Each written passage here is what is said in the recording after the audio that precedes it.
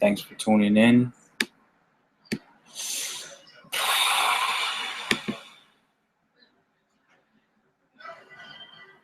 Feel free to ask any questions in the group chat.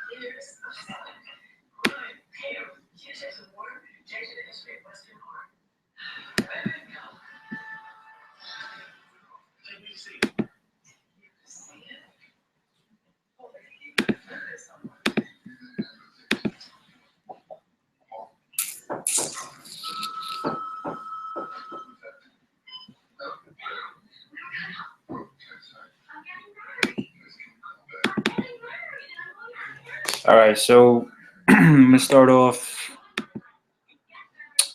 doing a little background check on Soon for you guys. Don't know why my internet is not pulling up. Give me 1 second.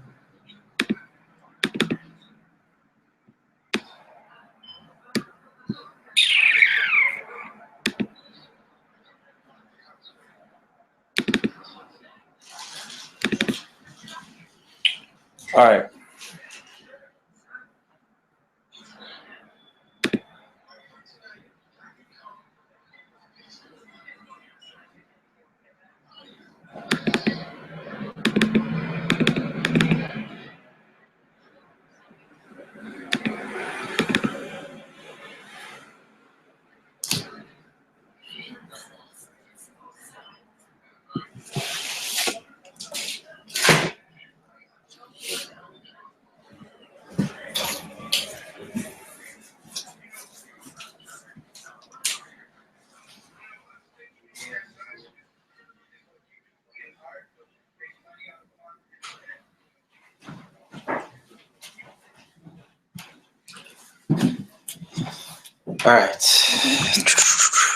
All right, so basically what I just did here is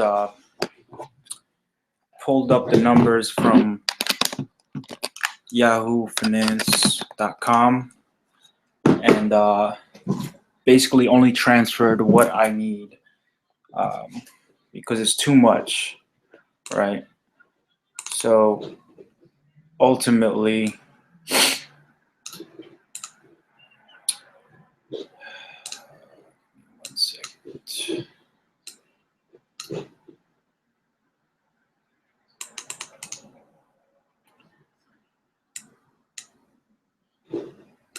okay. All right. So I already had it ready for you guys, right? So as you know from my prior live streams, start off with the balance sheet, then I come into segment with the income statement. Real quick for you guys that don't know how to do that or look up the information, what you're gonna do is you're gonna go to you're gonna go to Google. So for example, we're doing Soon. So what we're gonna do is we're gonna do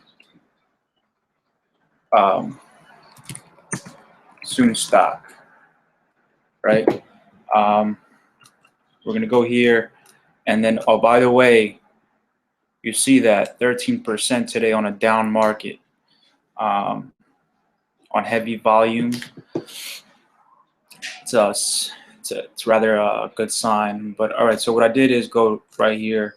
I'm gonna go to Yahoo Finance, and then on the bottom here, you can have the financials. You can have the income statement and balance sheet, cash flow, right?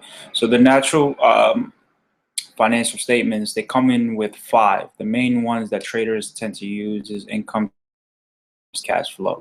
I don't really use the cash flow. The cash flow will dictate where the money is going and from coming from where and going. So particularly if you're looking at mergers and stuff like that, acquisitions, that stuff will show in the cash flow. The balance sheet here shows you the cash on hand, the inventory, current assets, total assets. So that's the pro, is the balance sheet. And the con is really the liabilities. Liability is just another word for debt. Income statement shows revenue and profit, whether they're at a net income or a net loss, right? So, real quick, show you guys, just for those that don't know or have not even looked at these before. So basically all I did was just transfer what I need and create my own little timetable, all right? So let's start off with the balance sheet. Actually, let's start off with Soon, right? What is Soon? So Soon is it's a solar company. It is probably one of the most powerful solar companies out there, and that seems to go unnoticed. They get bashed, past year they have gotten bashed, especially the last 2-3 months. They have got bashed by Wall Street and the market for pretty much doing hostile takeovers and acquisitions and mergers, right? They've been buying out a lot of solar companies, which, just like I know this is off topic, but just like VRX, what they do is they buy out pharmaceutical companies. But what happens is when a company starts doing that, they start to accumulate a lot of debt, right? So there's pros and cons, but the debt is always there. So what I saw with analysts and the articles that were coming out was that Soon is running out of money, right? And they're basically saying that they can't afford all of these acquisition mergers. They're saying that they're potentially going to go bankrupt. I don't think that makes sense because, I mean, just looking at these numbers right here, I don't see bankruptcy at all. But they are in heavy debt. I'll go into the numbers in detail. So let's do just real quick for those that don't know who Soon is. A lot of guys trade or women trade companies, and then even as a day trader, you might trade a company. You don't care who they are, or what they do. You tend to just trade the price action. But when it comes to fundamentals, you really it's a must. You have to understand what the company is, who they are, what they do. And especially their competitors, right? So let's just look at the About Us. What I like to do is I always like to go to the company website. Company website is the most sound source that you could go to, right? And whether it's GoPro, Sunedison, Twitter, Facebook, whatever it is, they'll have an investor section, and you could always go on the investor section and look at the press releases directly from the website. So I remember seeing on the bottom of this, all right, so the facts, let's go to the facts, right? So they are domestic and international, right? But a lot of their revenue and a lot of their projects are international at the moment. And it makes sense, right? So Soon has 5 headquarters. They have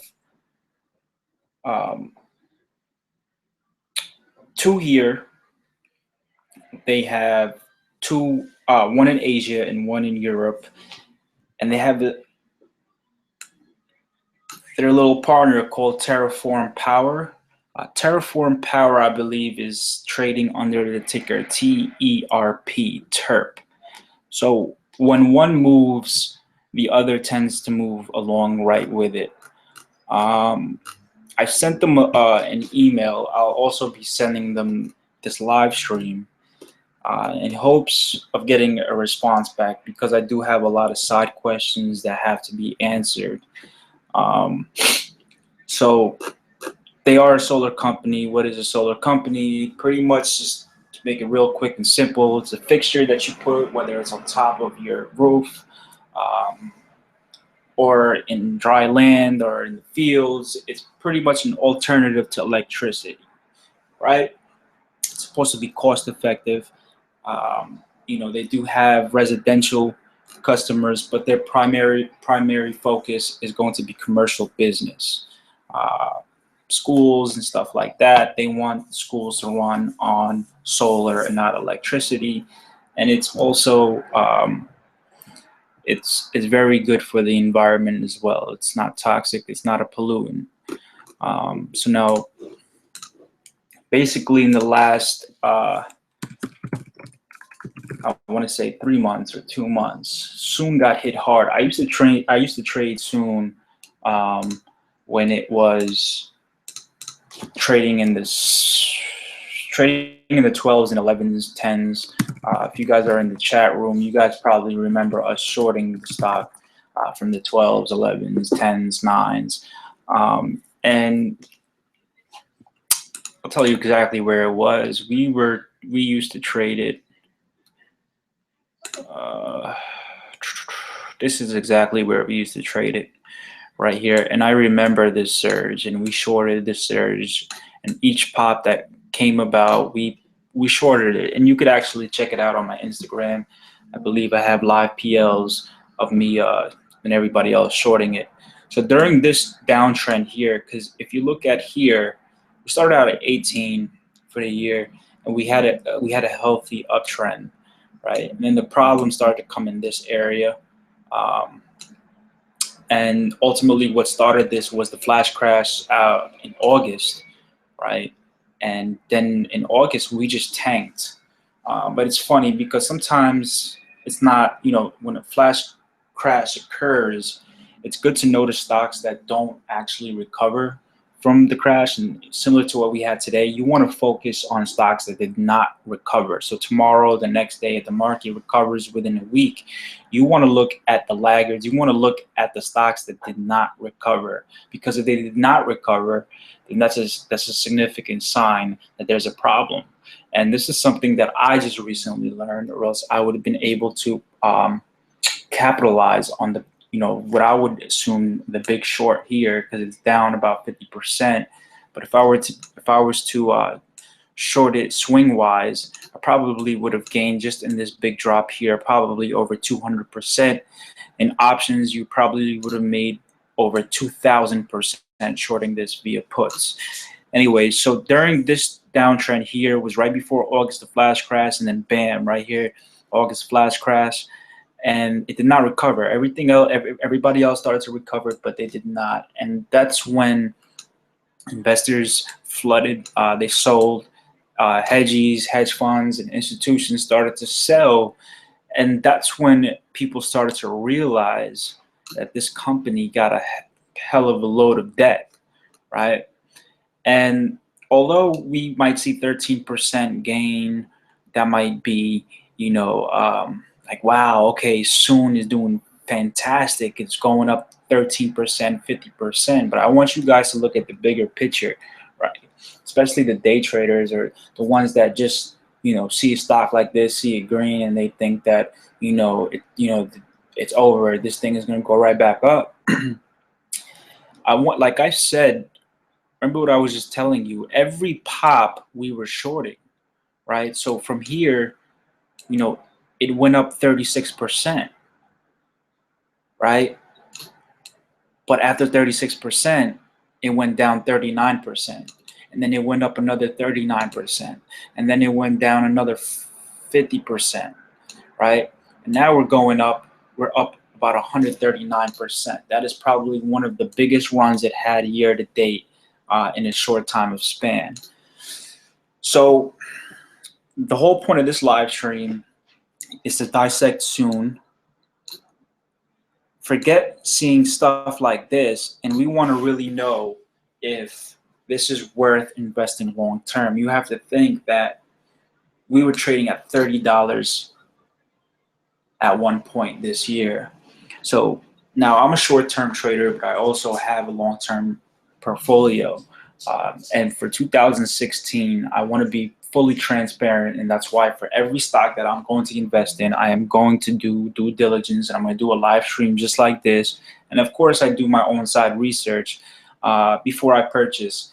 And my goal is before Q1 of 2016, I will post every single stock that I have bought or will buy, and the average. So this way I can publicize my long-term portfolio, which is actually my Roth portfolio, which is it's a tax-free retirement account. And then of course I have my regular broker's account where I do my swing trades and day trades. And this is going to always be on my watch list. Soon should always be on your watch list, is my point, because it's a runner. When it runs, it runs. There's heavy volume that comes into this play, into the stock, right? So technically, we're really up, right? If you just look at from the bottom here, 282. I also call that on my Instagram. If you look back at my Instagram, I pretty much noted that the $2 range is the bottom. So at this point, if you, let's say, even if you buy at 5 tomorrow, you buy at the open at 576, you're pretty much limited on your downside at this point. The $2 range was pretty much a price in for bankruptcy, right? People were scared. People that did not do their due diligence like they're supposed to thought they were going to go bankrupt. And at that point, when it hit the 2 range, I actually looked at their balance sheet, and I pretty much said that there's no way at this point right now, unless there's some hidden information that we don't have, that they're going to go bankrupt. So the 2 was pretty much the bottom. I remember riding the 2s, the 3s, all the way up to the 5s. Again, it's all on my Instagram. Also did from the 5s when it rolled back down to the 3s. Let me see who's that. Hold on. All right, so when it went back down from the 5s to the 4s, also day traded. So for the short-term traders, I pointed this out because this has a potential of giving us some gains, right? Whether it's from the upside or downside. All right, so now let's go to the balance sheet, because there was a lot of talk stating that they had a lot of bankruptcy talk. So what we're going to do, give me 1 second. Okay, what we're going to do here is start off with the balance sheet, right? In December 2012, we were sitting at 645 million cash. This is what you see here, right? This is 645 million in cash. In December 3rd, 2013, our cash increased all the way to 901 million in cash.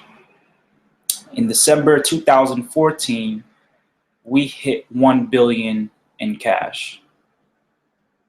In September 15th,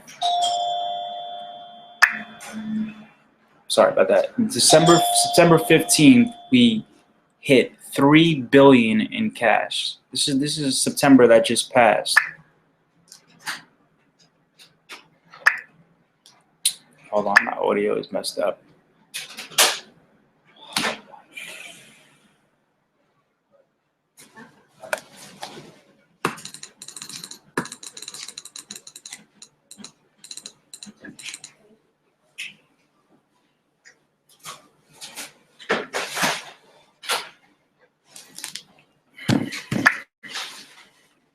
All right, sorry.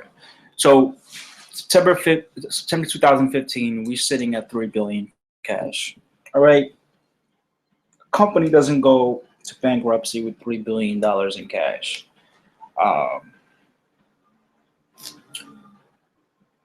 That's a very healthy uptrend. Mind you, though, we did not receive Q4. So meaning this is not even all of the cash for this year. So technically, we still have another quarter left to report for cash. It could still be on the downside or upside. If it's on the upside, that means we made more than 100% in almost 200% extra in cash liquidity, right? Now, we also want to look at inventory. inventory here. Same thing that GoPro had an issue with. It still has an issue with the fear that GoPro might have too much inventory. Sometimes inventory is not a good thing, but from a retail point of view, from a business management's point of view, every company is going to vary, right? Inventory is a good sign, but inventory also shows how much, how much they're selling per quarter, right? So if inventory is the same, that means they're not selling anything. And if the cash grows but the inventory is the same thing, then that throws red flags as well. So in this particular case, when we're looking at the cash, the liquid cash is growing. If the company's liquid cash is growing, right, the inventory is decreasing. And that's exactly what we see here. We see 2012, 2013, 2014, inventory decreased. We don't have an inventory report for the year yet, but I'm going to go ahead and assume by statistical and probability from this right here that the inventory is going to continue to decrease. The current assets as of September 2015 sits at almost $6 billion, right? I just want you to really focus in on this because, again, you have to really pay attention to the numbers.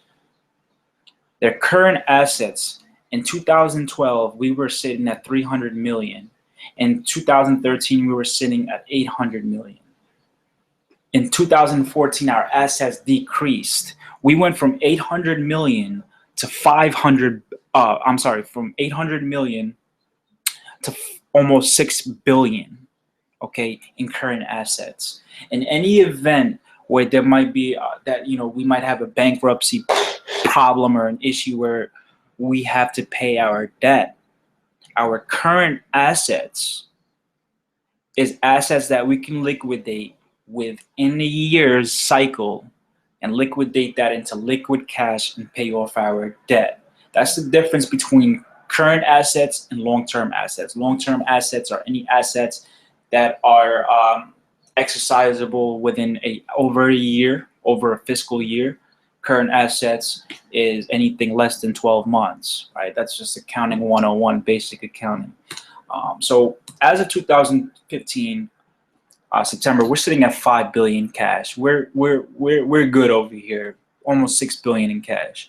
The total assets stems to 20 billion, almost 21 billion dollars in total assets. Okay. Their market cap is sitting at not even 2 billion. GoPro's market cap is sitting at 2 billion. So GoPro's market cap is sitting twice as this. Not even 2 billion. One of the biggest solar companies out there is sitting at almost $2 billion market cap.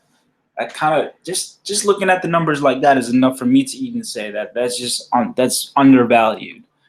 We have 20 billion in current assets. Our assets is worth more than our market cap, right? Their income statement, their total revenue as of September 2015, we're sitting at 476 million. Okay, this is the problem that I don't really. That kind of was a little alarming, where I have to, this is why I'm going to do a part 2. I have to do a little more research. I have to understand why from December 2014, we went from 2 billion in revenue to 476 million in revenue. That's a large drop. Okay, if you guys ever work retail, or if you guys are currently in retail management, if your department went from 2 billion to 476 million in revenue within 3 quarters, that's a deadly drop, and that means that they're not selling any products. But here, if you see, inventory is 0, so maybe we did not sell as much as we're supposed to. So here we had a lot of inventory. Here we had good revenue. Here we have 0 inventory. And we only have 476 million in revenue. Total gross profit stood at 111 million. Okay.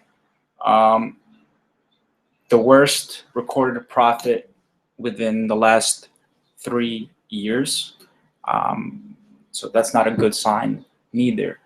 So what I think here, what happened here is that you want to look at commodity prices. Sounds weird, right? But electricity has a lot to deal with commodity prices. Oil has a lot to deal with commodity prices. Um, when you have electricity, natural gas, oil, gasoline, gas, when all of that is low, at this point in time, there is no reason to do solar. And I believe commodity prices is actually what's hurting this company at this point when it comes to revenue and profit. It's obvious, right? 2014 to 2015 is the exact year where commodity prices fell. And hence you have a sharp decrease in gross profit, almost 50%, almost 100% drop, and you have almost 100% drop within a year span. Again, we're not looking at a fully reported date here. We're only looking at 3 quarters. So September 2015 is only 3 quarters. We're still missing a quarter, but still September 15th, we should still be up. We shouldn't be at this number here. So again, when I look at the balance sheet and income statement, of course, I'm going to dissect it even more than this. I'm also going to look at the cash flow. But I just wanted to make it easy for you guys, because you guys probably, this is not something you guys probably do too much or see too much or probably have any knowledge of it, right? But from income statement here,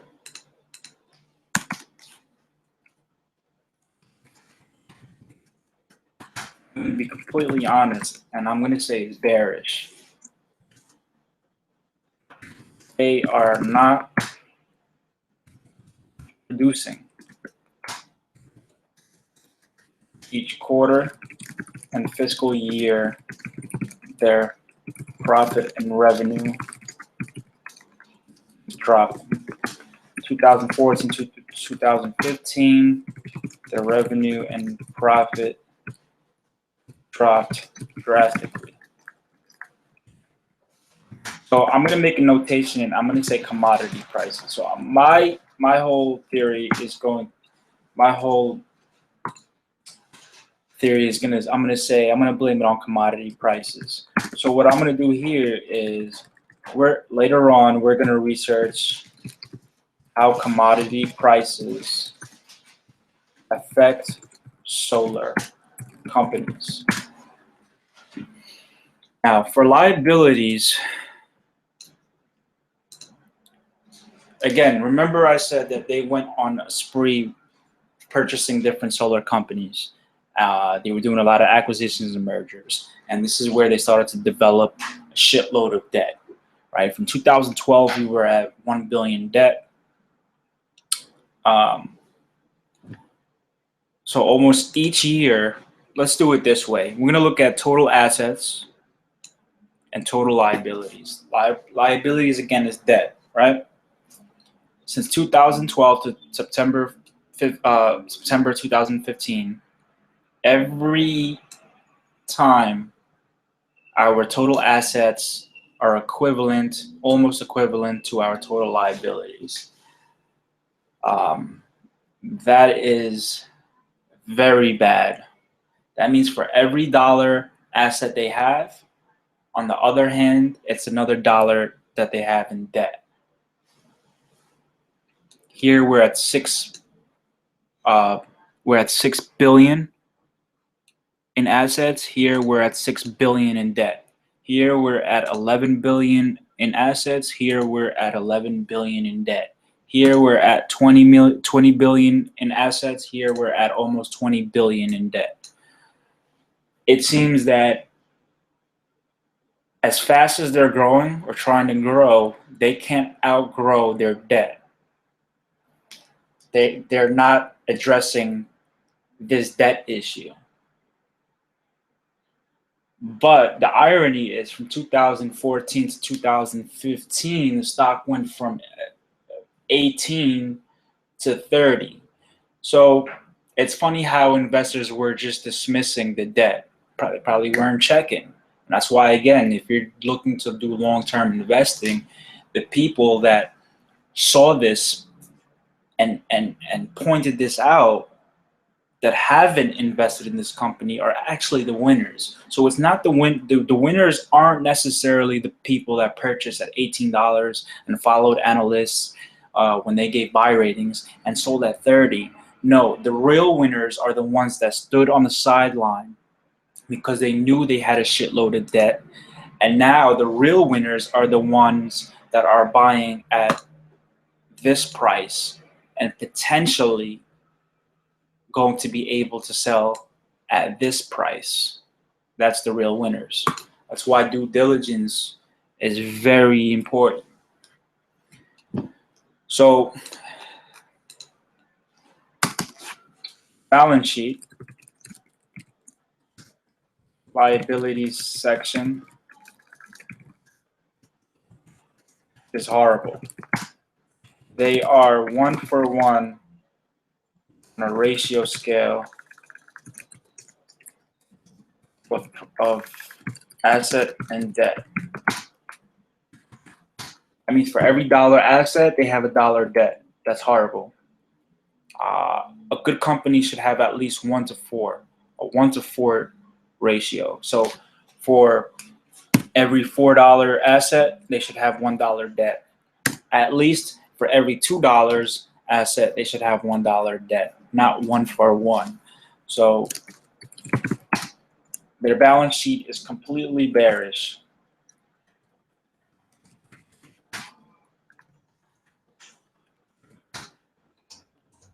Sorry guys, I'm not used to this Mac.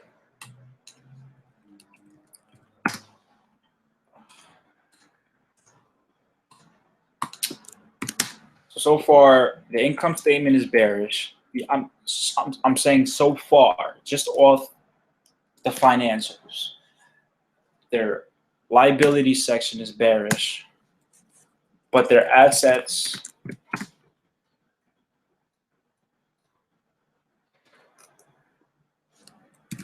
they are still growing.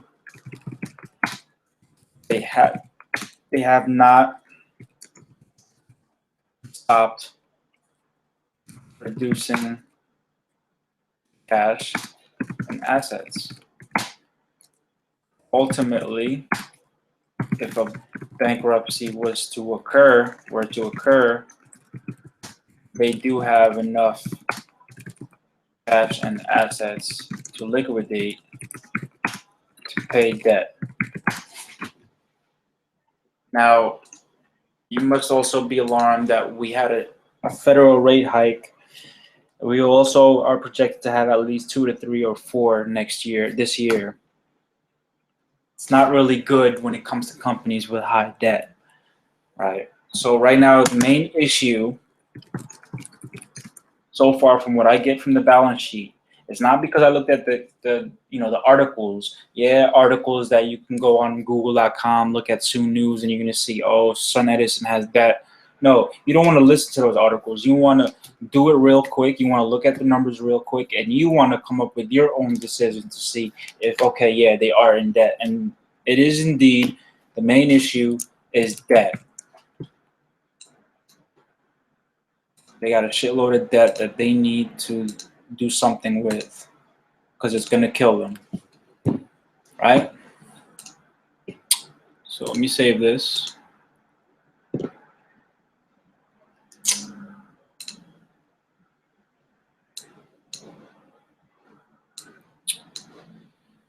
All right.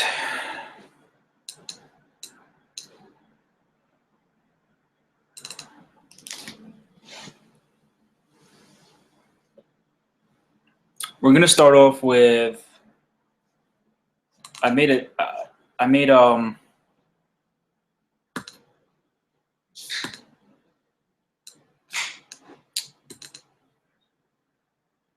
see if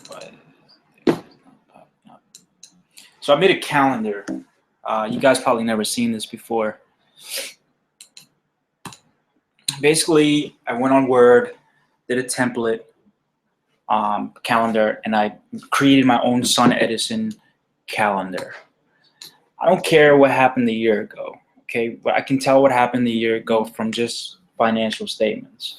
What I care about is the last 3 months, last 6 months of news, right? So although I have the physical hard copies of every single press release that came out the last 6 months, which was equivalent to over 600 pages, I compiled an August calendar and a September calendar so far. I didn't want to miss any details. So for every date here, I put every single important article and news fact that came out on the exact date. Okay. So to make it real quick,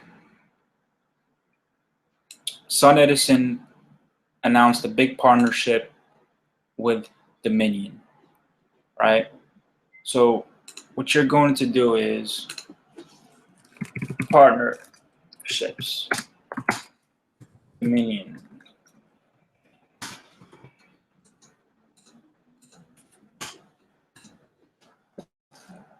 It's like, oh shit, another piece of debt. All right.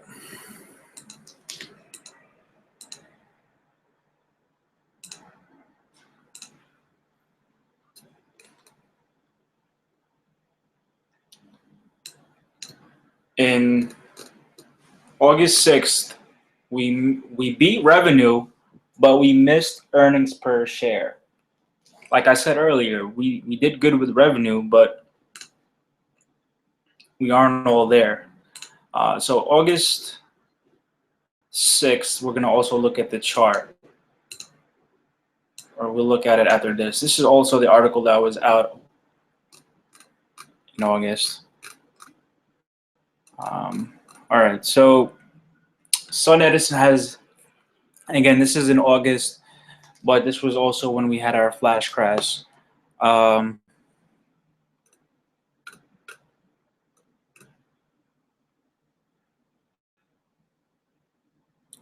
again, you know how I hate analysts and how I hate Jim Cramer.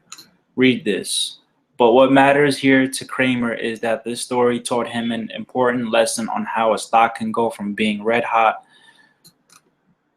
to horrifying.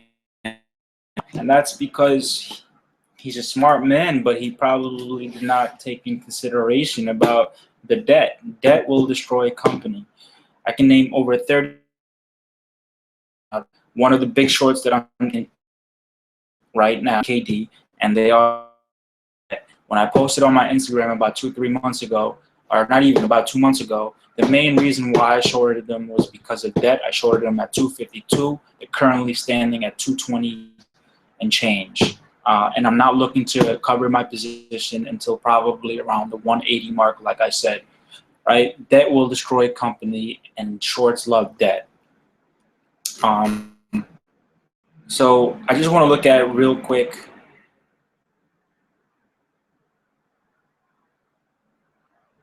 We also want to look at Terraform Power, right?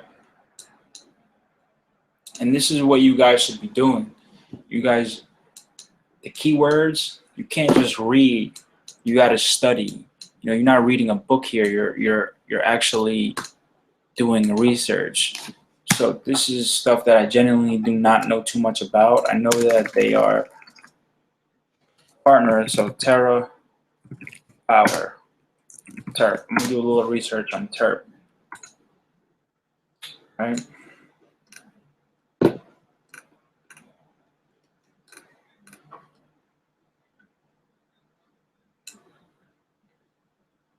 See, he had the same idea as me.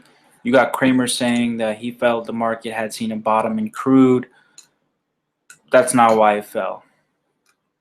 Right. It had to do. The first stage of Sunedison's collapse had to do with an acquisition binge, like I said. So they acquired Vivint Solar. Right. So we're gonna copy this.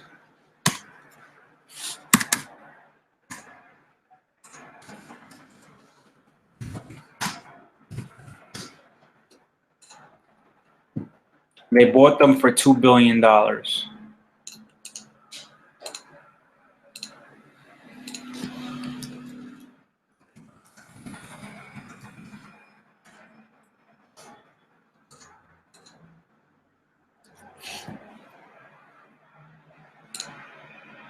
Now, this is why it's good to have your financials up and running. Man, let's see what I do with it. So September, I don't want September.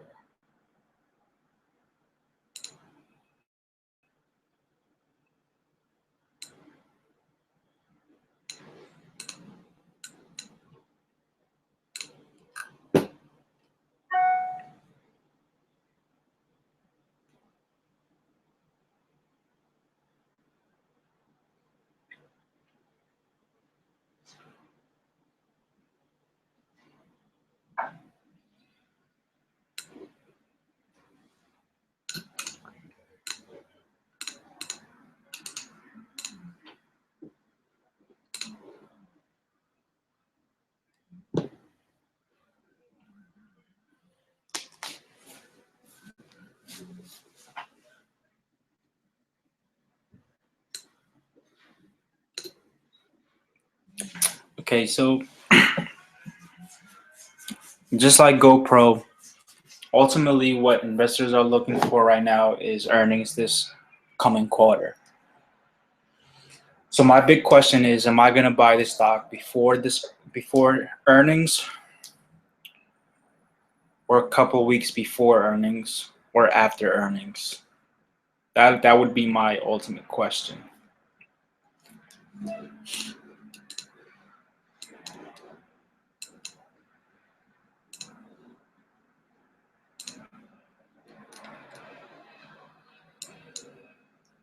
By the way, anybody that wants these calendars, I can email them to you. Just let me know, please.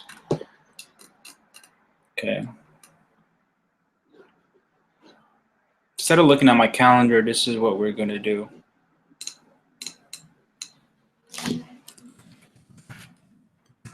This is what Timothy Sykes likes to do.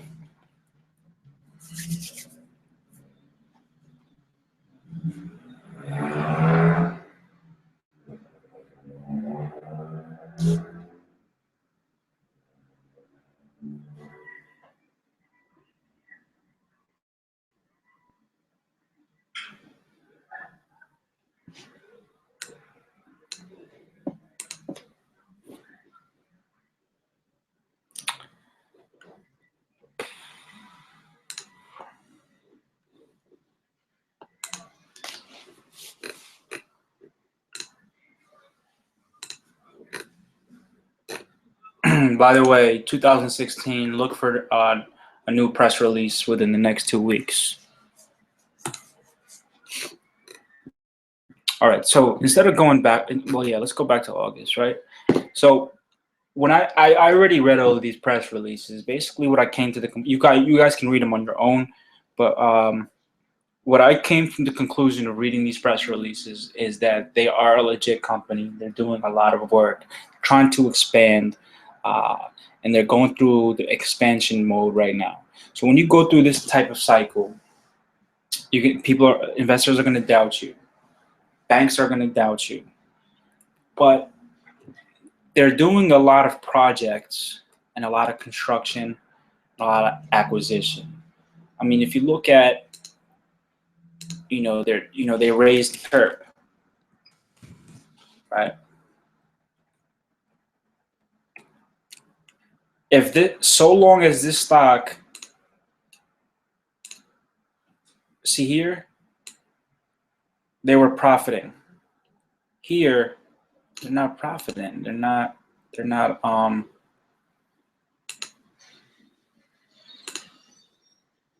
Remember, they wanted to raise it at $21 a share.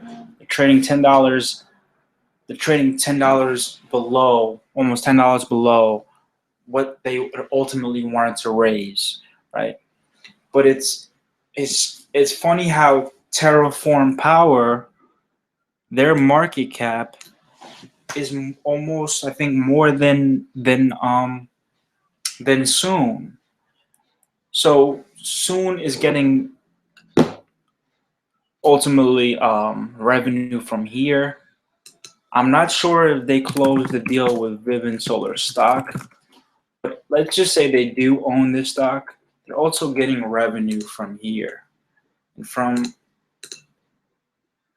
a year's end, they're still 13% positive.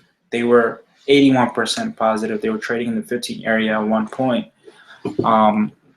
So if you're looking to trade Soon, ultimately, whether it's trading this, Terra, or Soon, they're all the same, right? Um, so what we're gonna do is we're gonna go to August, right? So Soon closes out at the 390 million financing for 300 megawatt wind farm in Texas. So they built a 300 megawatt wind farm in Texas.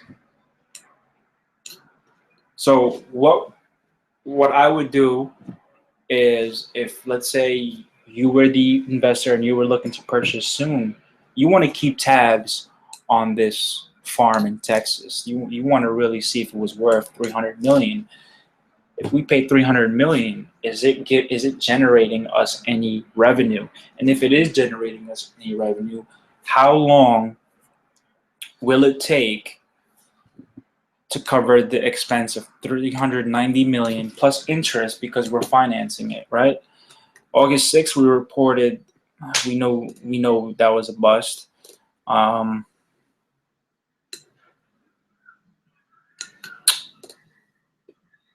So we did a partnership with Dominion here. So that's 2 so far already within 3 months.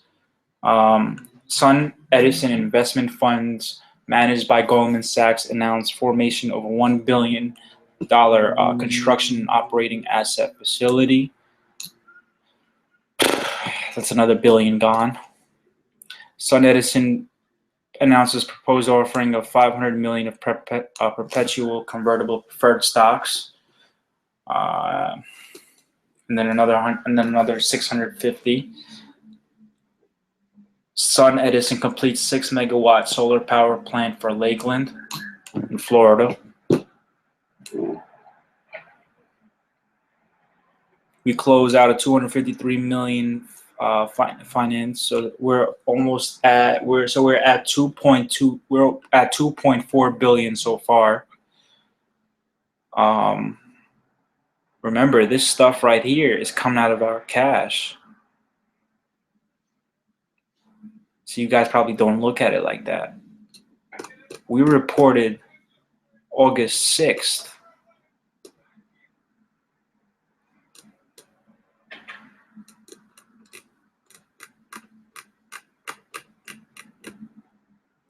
That means all of this happened after our report date. This is all going to affect our cash, our balance sheet, our income sheet. They did a lot of financing and spent 2 billion, 2.2. So we're at 2.4 billion cash negative so far in debt, probably because they probably didn't pay for it in liquid cash. So our debt probably this quarter is going to continue to rise, just based on those 2 articles that we just looked over right now. See how easy it is?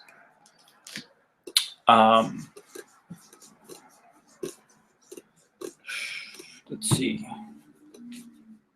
We complete construction here.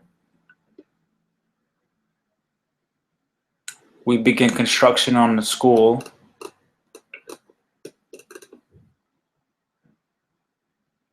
They gave dividends on the preferred stock, but not the regular stock.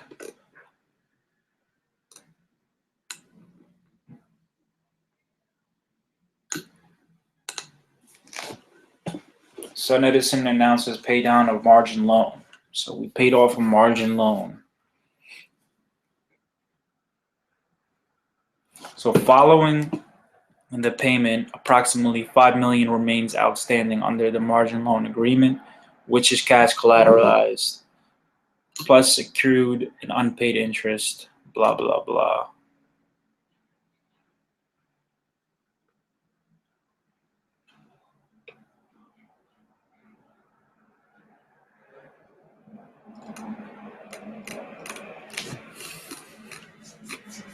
So at least they're making note. They're trying. He's trying to pay it, trying to scale down on some debt. That's big. Any California residents, San Diego expects to save 22 million with Sunedison. This was the biggest news that came out, right, so far. We announced agreement to extinguish 336 million of 2020 exchangeable notes.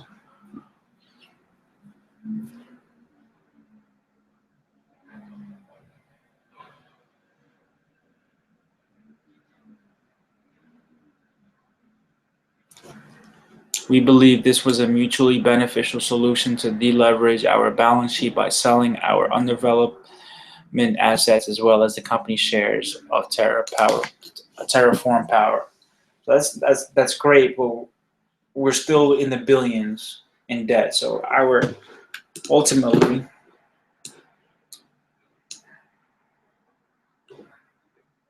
our debt should be elevated by an extra 1.5 billion, I want to say.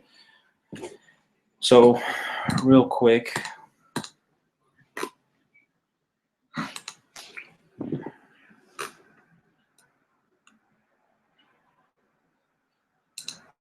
remember after our Q3 report, so everything that I just noted here is gonna show on our next report. This is soon.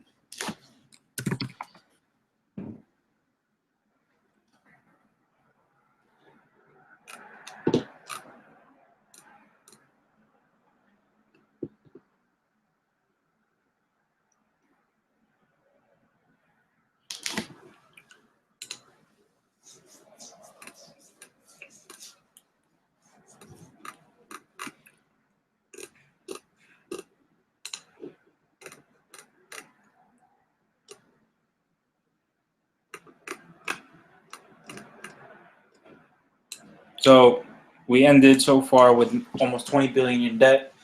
We should be at around another. I'm going to project around $21 billion in debt next reporting. Our assets will grow probably to 23 billion, and they'll still continue to play this one-for-one game between assets and liabilities. Now, if we're talking long-term, so long as this continues to keep going up,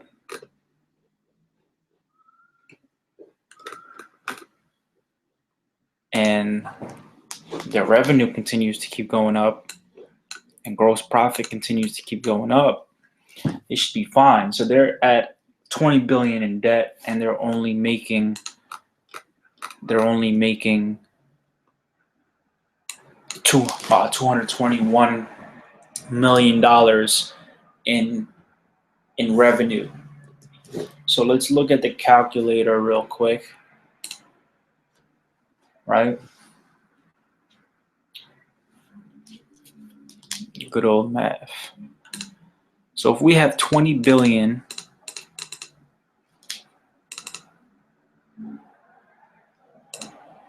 so 20, 1, 2, 3, 4, 5, 6, okay, 20 billion divided by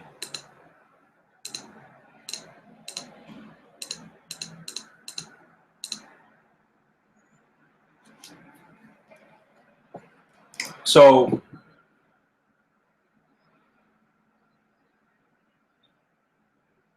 it would take 90 quarters. So you do 90 quarters divided by 4. It would take 22 years to pay off their debt if they continue to make consistently every quarter 221 million. And so long as they can keep that debt to where it's at, a cap of 22 billion, it would take them around 22 years to pay the debt off. Um, it's a long time, but if you look at a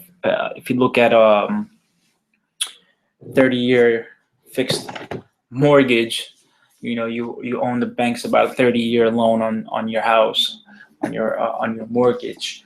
But I do expect their revenue to continue growing and their profit growing because they're doing so many expansions.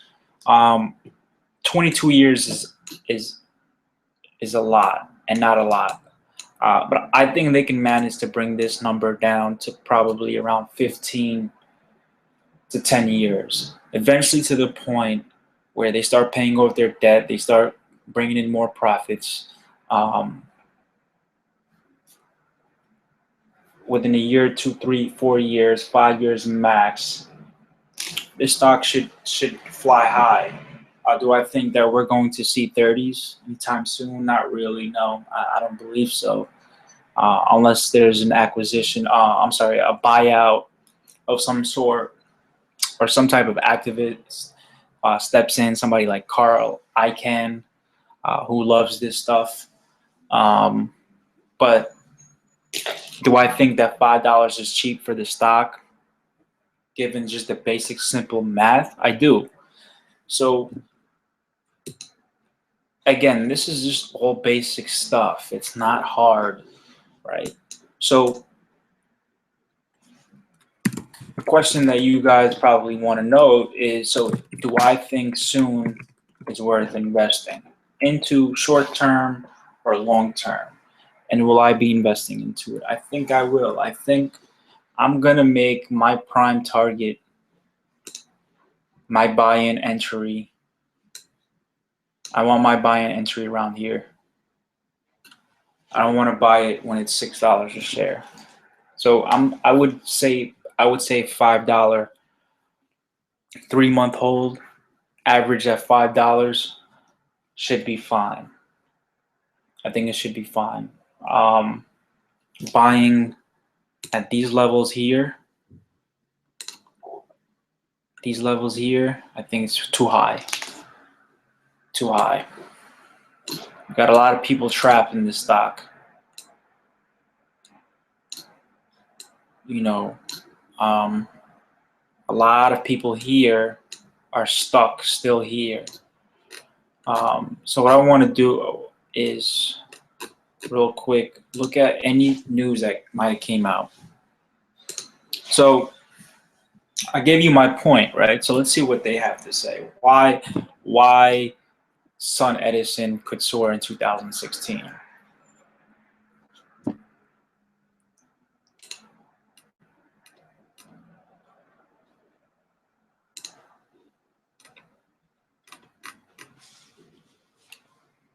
On Wednesday, they extinguished 336 million. We just went over that. That's very good, but that's still not enough. It's not even $1 billion. We're at 20 billion debt.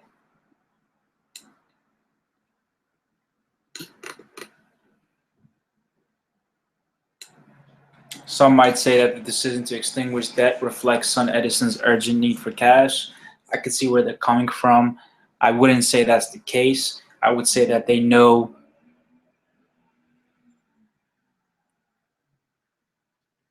I agree with him. Here it says, but that's not the case here, as the notes are due in 2020. Those could be a problem. The company is looking at the balance sheet in the long term, and by deleveraging the balance sheet, Sunedison can operate without too much restriction. And I completely agree. The CEO also knows that stock dropped primarily because of the debt. So he's looking to do the right thing and make shareholders happy. Announced they acquired 33% in Dominion.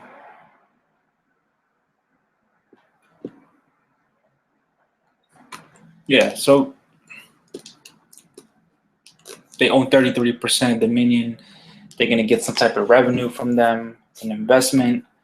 Like I said, basically, so long as their revenue continues to grow, which I have no doubt that it will, the gross profit continues to grow. And hopefully the CEO this year realized that everybody now knows about the debt issue. So if he looks to control the debt, work on his control, have his controller, if the company has a controller, uh, manage the debt, they should be fine. If they can manage the debt at this point and leave it where it's at or reduce it by at least 10% and have their profit and revenue increase by 10-20% each quarter for the next year or so, 2 years, we can possibly see the stock price in the 8s or 9s.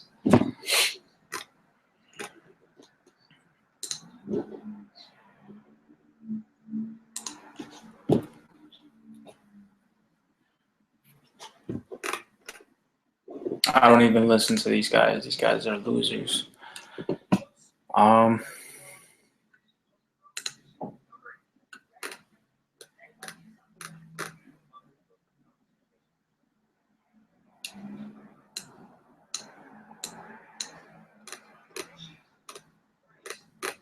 So we received a lot of buys. Obviously, they wait until the stock is at the bottom to call a buy after it moves. All right, so let's do this.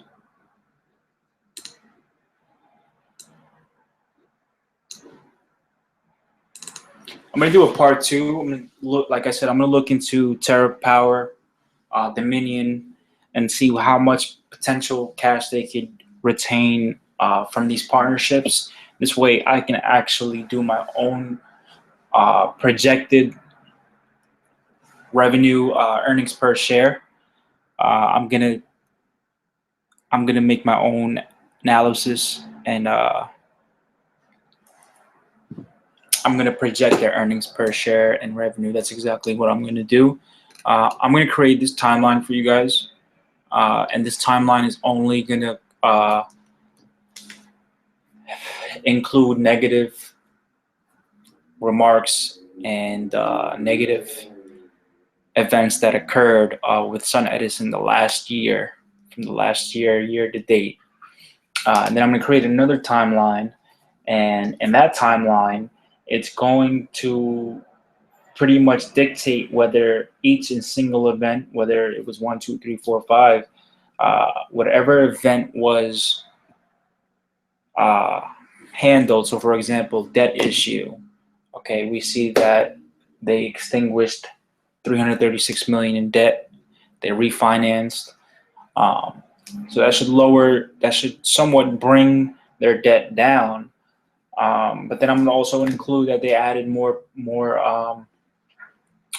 acquisitions, and they spent a lot more cash.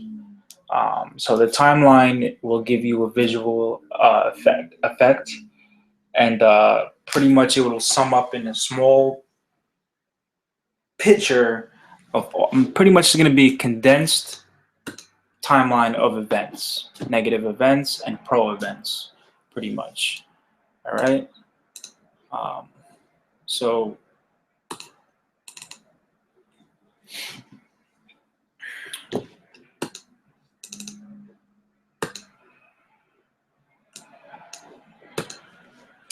soon.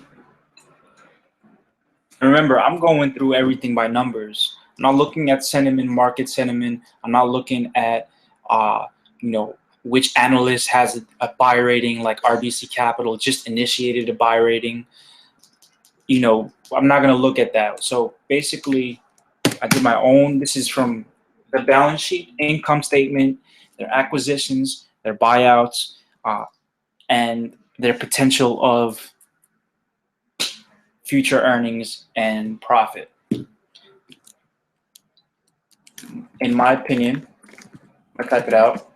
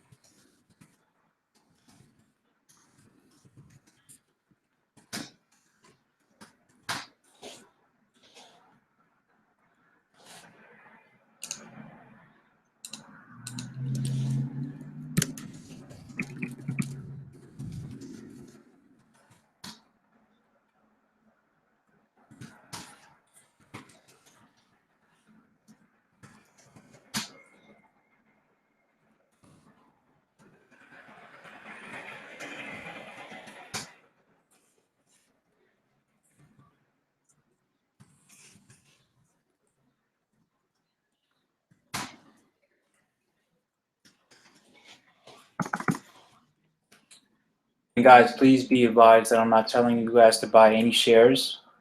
I'm not a licensed broker, so I cannot sell you guys any type of security. This is my opinion.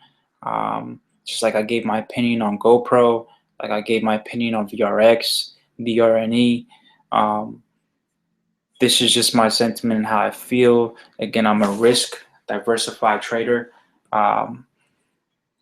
When it comes to this type of stuff, I don't really tend to be too risky. So the calls that I made here, in my opinion, are very little risk, high reward.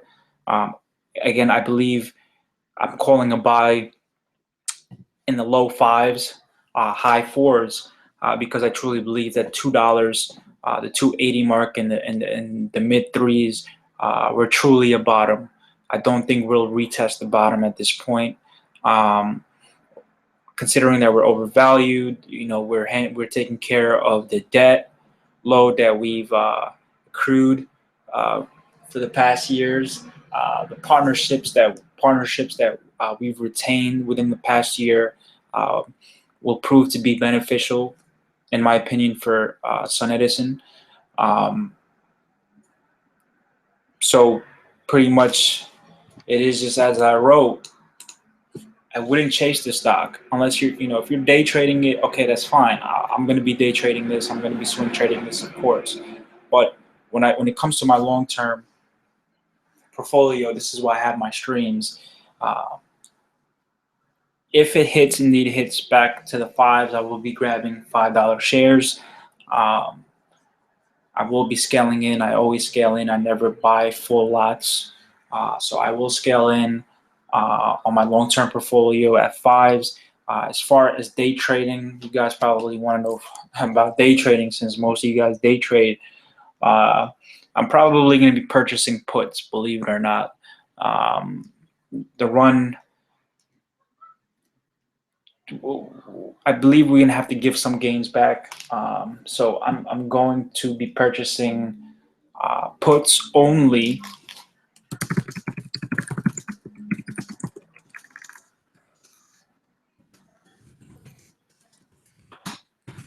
if we try to retest sevens. If the sevens fail to break,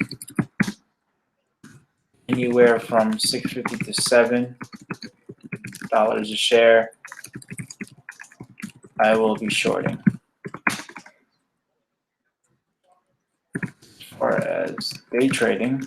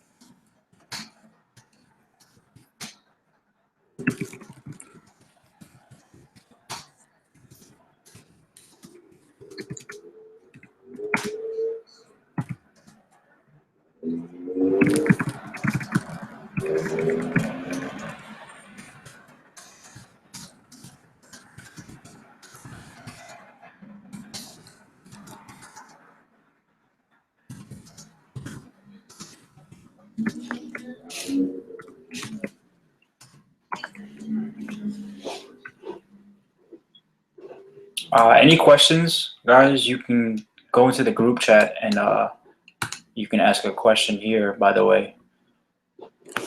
It's located right here. I don't know if you guys have that.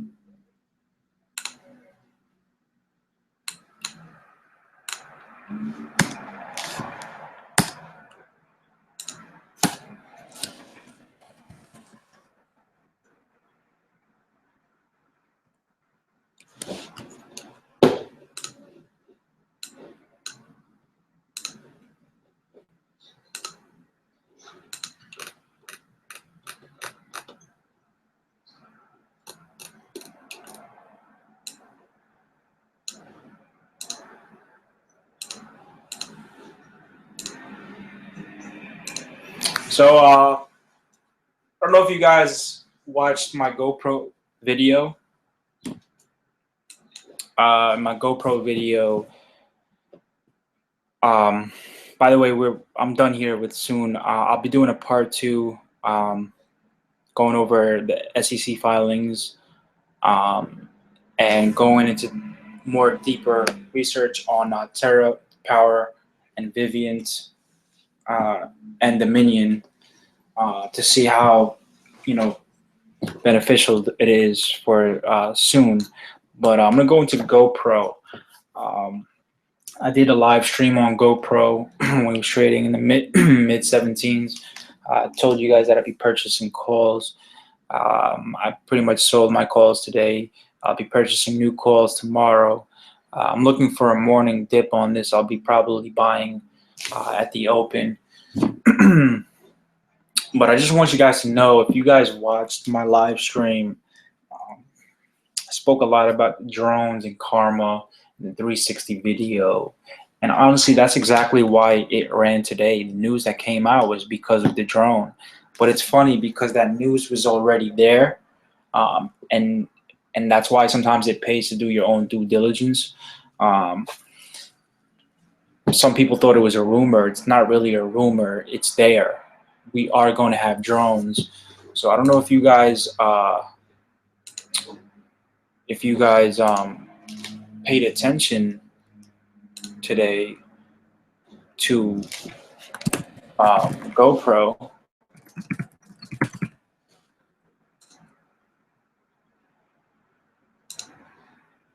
But we had a huge dip in the morning. Pre-market, it was at 1720. I was holding from here. I was holding from right here. I was holding from right here. On Thursday, I purchased calls. I ended up selling my calls here. I was live on my chat, as well as my Snapchat, as well as my group chat. So I ended up selling some here. I waited for it to go back down here. Like I said, the 30s. Purchased some calls at the 40s. Sold over here. And then in my group chat, my traders chat, I said that I sold, and I'll be looking to buy back in tomorrow at the dip. Ultimately, I would love to purchase some more calls here, and this time I'm going to hold them. It's a second leg up. I know this is a basic chart, but I honestly, truly believe the 16s are priced in at the bottom at this point. And what we're going to be looking to do is reverse. Ultimately, I want to be able to hold over 1950, but on a down market like today, we did a hell of a job. Just on today, we were up over 10%, over almost 12%. I nailed it at I nailed it via options. I nailed it over 100% return. But if you were trading stocks, from my entry point, you would have had about 8% in today on a down market where most of the people lost money today. You would have been able to gain. So I want you guys to keep GoPro on your watch list. I want you guys to keep Twitter on your watch list. I want you guys to keep GoDaddy on your watch list, right?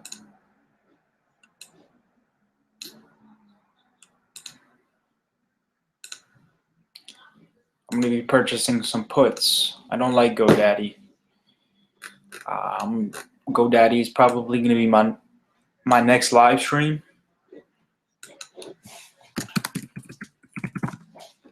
Keep VRX on your watch list. All right, guys. Thank you.